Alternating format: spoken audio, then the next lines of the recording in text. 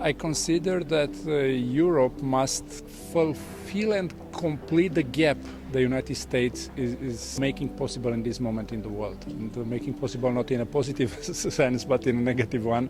because what's happening with the USAID and with all the support which was granted and expected for many areas of the world, social, health, medical, many areas are in danger in this moment because of the step back of the United States.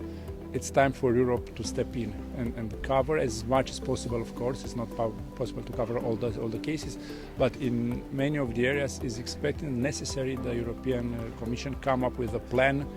to face this new reality, because we are facing economically, tariffs, aid, all these areas, a new reality, and we need to stand up and face the reality. I heard in the morning the Marta Kos commissioner on enlargement and the wish of the Commission to make further step with Ukraine, which is per se is a signal that the European Commission position is to continue supporting Ukraine and also the Western Balkans, Western Moldova. There are huge expectations, and for this Commission is a desperately